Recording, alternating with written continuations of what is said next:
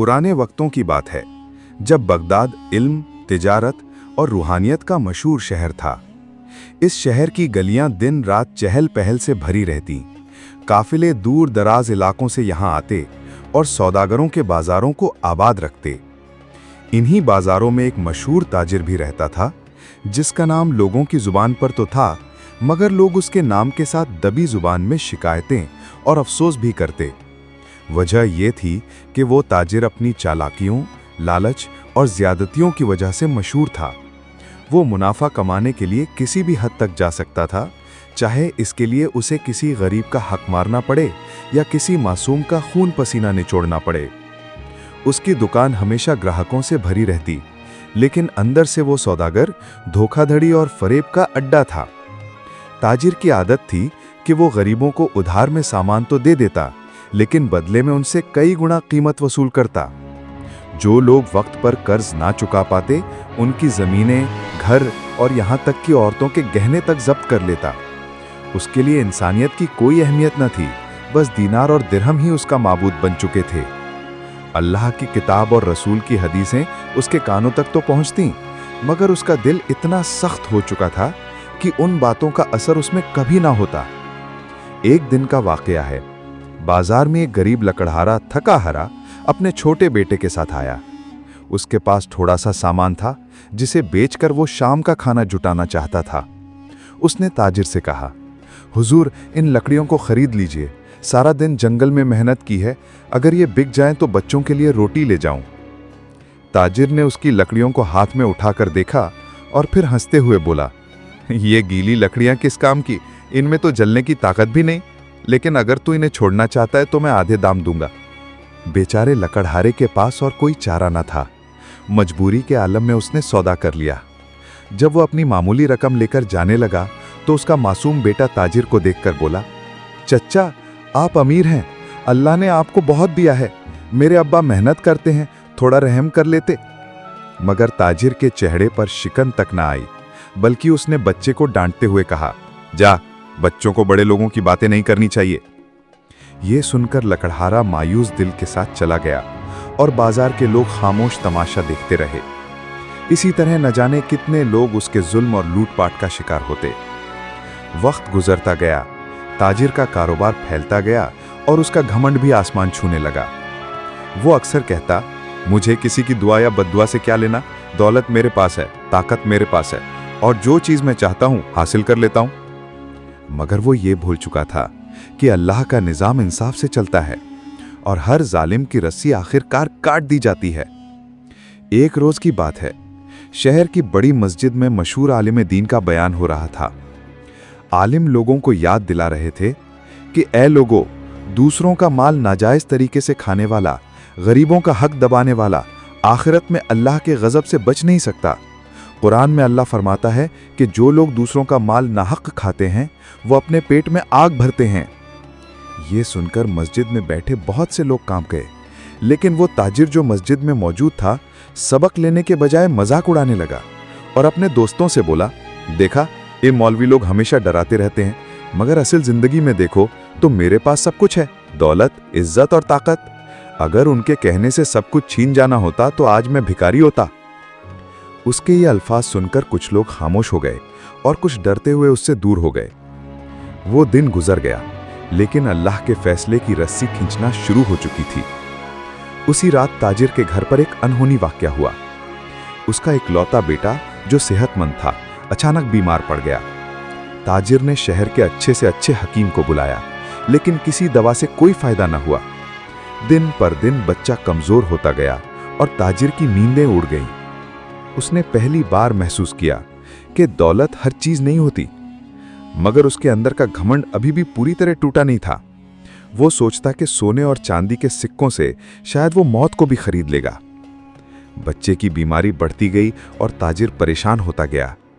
एक रात जब वो बेटे के बिस्तर के पास बैठा था, तो बच्चा धीमी आवाज में बोला, अब्बा, आप हमेशा कहते हैं कि पैसा सब कुछ है, तो फिर ये बीमारी पैसा क्यों नहीं ठीक कर पा रहा?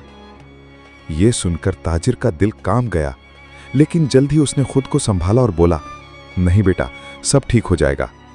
मगर दिल के अंदर पहली बार एक डर जाग चुका था कि शायद उसने अब तक की जिंदगी गलत जी है। अगले दिन वही लकड़हारा जिसे उसने धोखा दिया था मस्जिद में बैठा दुआ कर रहा था। उसने हाथ उठाकर कहा, ऐ अल्लाह, तू देख रहा है कि ताजिर ने हम गरीबों के साथ क्या किया, हमारा हक छीन लिया। अगर हमारी आवाज इंसानों तक नहीं पहुंचती तो तुझ तक तो जरूर पहुंचती है। ऐ मालिक, तू ही इंसाफ करने वाला है। ये दुआ अल्लाह के दरबार में कबूल हुई और उसी दिन ताजिर के बेटे की हालत नाजुक हो गई। शहर के लोग कहने लगे कि अल्लाह का कहर इस पर उतर रहा है। ताजिर बेचैन हो गया, मगर अभी भी उसकी जुबान पर तौबा न आई। उसने उल्टा गुस्से में कहा, यह सब इन फकीरों और मौलवियों की बद्दुआ है। अगर वे लोग मुझे माफ कर दें तो सब ठीक हो जाएगा। मगर उसका अहंकार उसे सच्ची तौबा से रोक रहा था। आखिरकार रात आई, घर में सन्नाटा छा गया और ताजिर का बेटा दुनिया छोड़ गया। उस वक्त ताजिर का रो रो कर बुरा हाल था। उसके आंसू थमने का नाम नहीं ले रहे थे और वो बार बार कह रहा था, ऐ अल्लाह, तूने मेरा इकलौता सहारा छीन लिया। लेकिन उसे अब भी यह एहसास नहीं हो रहा था कि यह सब उसके अपने गुनाहों का नतीजा है। इस वाक़ये के बाद उसका कारोबार भी गिरने लगा। लोग उससे किनारा करने लगे क्योंकि सबको डर था कि कहीं उस पर उतरता हुआ अल्लाह का कहर उन्हें भी अपनी गिरफ्त में ना ले ले। ताजिर अब तन्हा पड़ चुका था, मगर उसके अंदर की जिद और घमंड अभी पूरी तरह टूटा नहीं था। वो अब भी सोचता कि अपनी चालाकियों से सब कुछ संभाल लेगा। लेकिन यह अल्लाह का निज़ाम है कि जालिम की मोहलत लंबी हो सकती है, मगर हमेशा के लिए नहीं। पहला इम्तिहान बेटे की मौत के रूप में आ चुका था। अब दूसरा इम्तिहान उसका इंतजार कर रहा था, जिसमें उसे अपने अंजाम का रास्ता साफ साफ दिखाई देने वाला था। बेटे की मौत ने ताजिर की दुनिया हिला तो दी, लेकिन उसका घमंड पूरी तरह चूर न हुआ।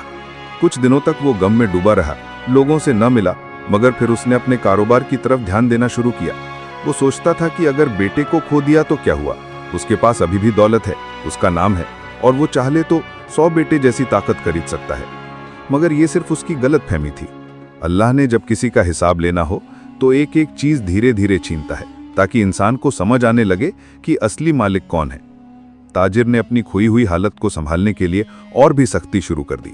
उसने अपने नौकरों और काम करने वालों पर जुल्म बढ़ा दिया। अगर कोई मजदूर तनख्वाह मांग लेता तो उसे मारता पीटता और कहता कि मैं जो दूं वही लो, वरना निकल जाओ। गरीब लोग मजबूरी से खामोश रहते, क्योंकि उन्हें काम की सख्त जरूरत थी। एक दिन एक नौजवान मजदूर उसके पास आया और बोला, मालिक, पिछले 3 महीने से आपने मेहनताना नहीं दिया। घर में बच्चे भूखे हैं, औरत बीमार है, कुछ रहम कीजिए। ताजिर ने गुस्से से उसकी तरफ देखा और कहा, जा, मेरे हिसाब में तू पर अभी कर्ज चढ़ा हुआ है। मैंने तुझे काम दिया, खाने को रोटी दी, यही काफी है। ज्यादा बोलोगे तो तुम्हें काम से निकाल दूंगा। बेचारा मजदूर चुपचाप आंखों में आंसू लिए चला गया। ये मंजर बाजार के लोगों ने भी देखा, मगर कोई उसकी ताकत के सामने बोलने की हिम्मत न करता। अल्लाह की रहमत से कुछ नेक लोग अब भी शहर में मौजूद थे। मस्जिद का वही आलिम दीन जो अक्सर लोगों को इंसाफ और रहम की बातें समझाता था, उसने ताजिर को समझाने की कोशिश की। वो उसके घर आया और बोला, भाई, अल्लाह से डरो, गरीबों का हक मत खाओ। बेटा खोने के बाद भी अगर तुम तौबा नहीं करोगे तो अल्लाह का गजब और भी बढ़ेगा। दौलत और ताकत हमेशा नहीं रहती, आखिरत की तैयारी करो। मगर ताजिर ने उसका मजाक उड़ाते हुए कहा, मौलवी साहब, आपकी बातें गरीबों के लिए अच्छी हैं, मैं अमीर हूं, मेरा अपना हिसाब है, मैंने अपने दम पर सब कुछ कमाया है। अगर आपका अल्लाह मुझे सजा देना चाहता तो अब तक रोक चुका होता। यह सुनकर आलिम ने आह भरी और कहा, ठीक है, मगर याद रखो, अल्लाह की रस्सी लंबी होती है, जब खींची जाती है तो सांसें थम जाती हैं। और फिर वो भारी कदमों से वहां से चला गया। वक्त गुजरता गया। ताजिर का कारोबार बाहर से चमकदार दिखता था, लेकिन अंदर से वो गिरता जा रहा था। कर्ज बढ़ रहा था, ग्राहक धीरे धीरे कम होते जा रहे थे। जिन लोगों को उसने सालों धोखा दिया था, अब वही उसके खिलाफ खड़े होने लगे।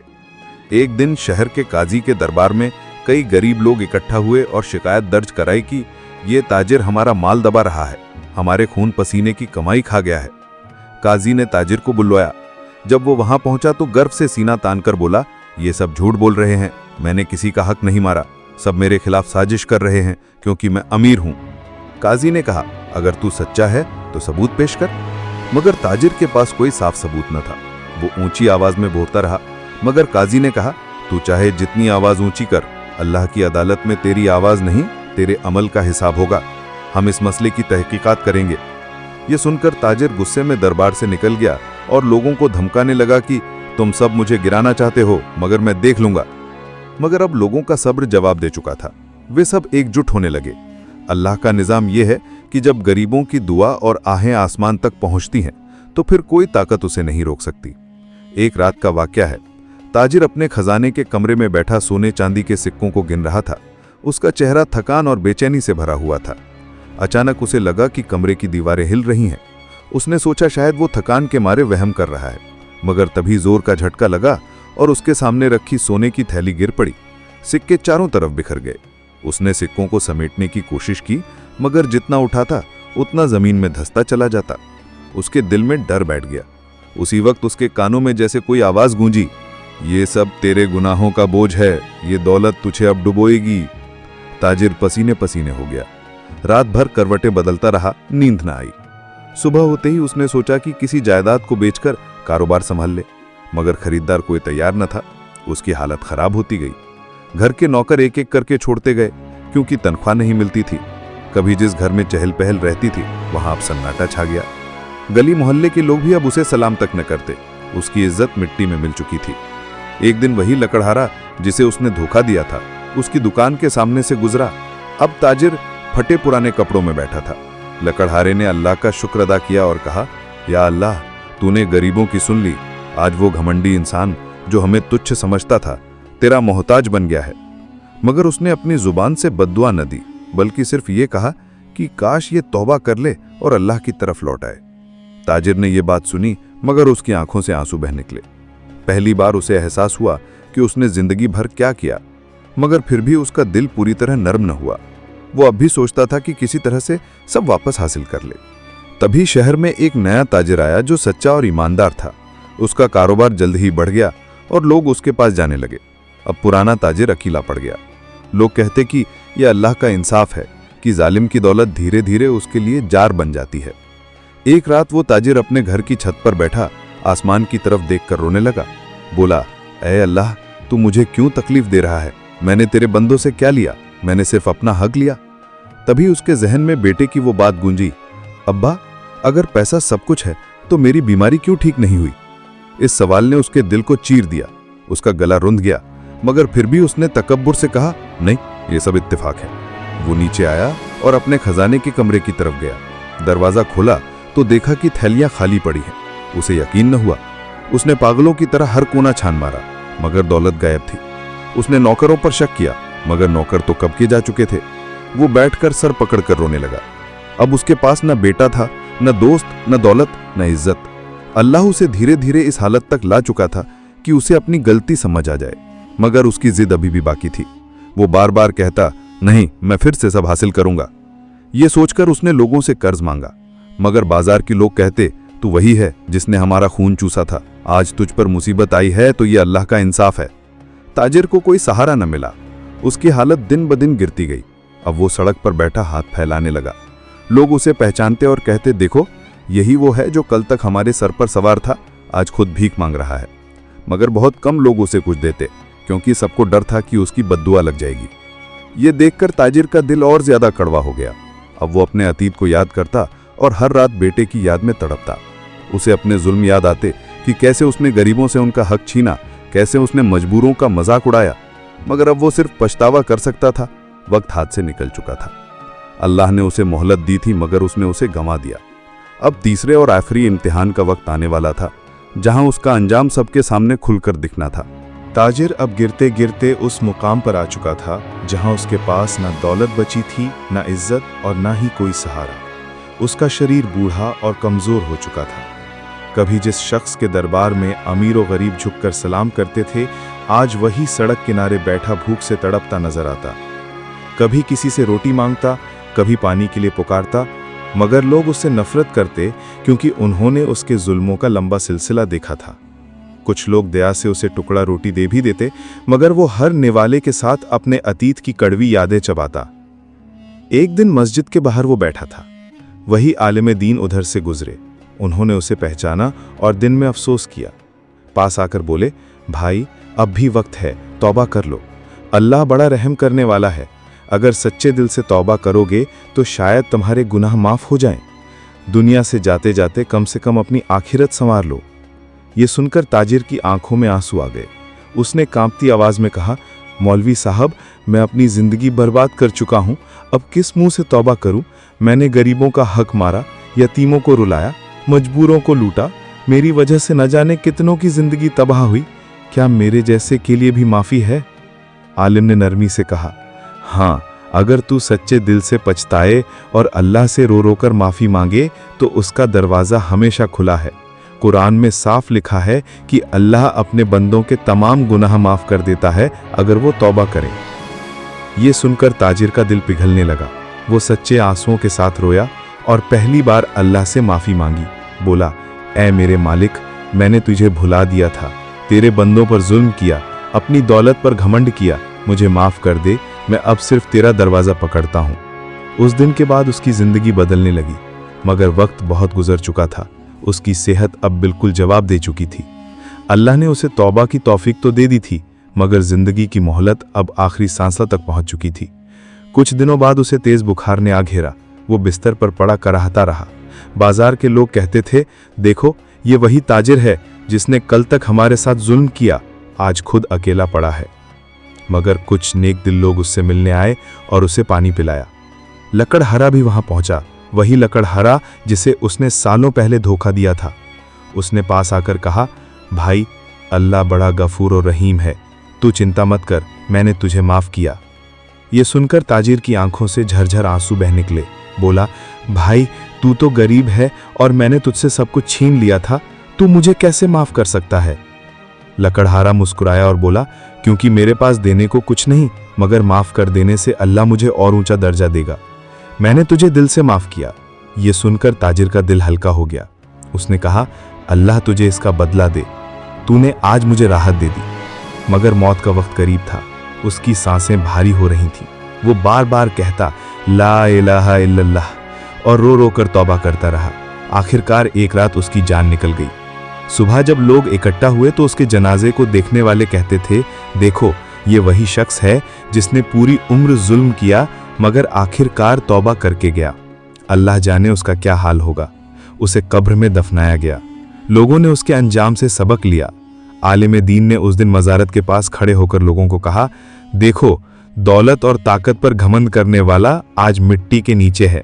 अल्लाह ने हमें दिखा दिया कि जालिम का अंजाम यही होता है। अगर वो तौबा ना करता तो शायद उसकी आखिरत और भी सख्त होती। मगर याद रखो, अल्लाह का दरवाज़ा हमेशा खुला है, हर गुनाहगार के लिए तौबा का मौका है। लोगों ने रो रो कर दुआएं मांगी और सबक लिया कि दुनिया की दौलत हमेशा के लिए नहीं रहती। असल दौलत अल्लाह की रज़ा है। शहर में फिर यह किस्सा मशहूर हो गया। लोग बच्चों को सुनाते, बेटा, दूसरों का हक मत खाना, जालिम मत बनना, वरना तेरा अंजाम भी उस ताजिर जैसा होगा। मस्जिदों में आलिम दीन यही कहानी सुनाकर कहते कि इंसाफ करो, गरीबों पर रहम करो, यतीमों के साथ अच्छा सलूक करो, क्योंकि अल्लाह की अदालत से कोई नहीं बच सकता। इस तरह वो ताजिर जिसका नाम कभी घमंड और जुल्म की मिसाल था, उसका अंजाम एक इबरत बन गया। उसकी तौबा और मौत की दास्तान ने लोगों को झकझोर दिया और हर शख्स ये सोचने पर मजबूर हो गया कि दौलत का नशा और तकब्बुर इंसान को बर्बादी के तरफ ले जाता है। दुनिया की सारी शान और शौकत मिट्टी में मिल जाती है, लेकिन नेक अमल और अल्लाह की रज़ा हमेशा बाकी रहती है।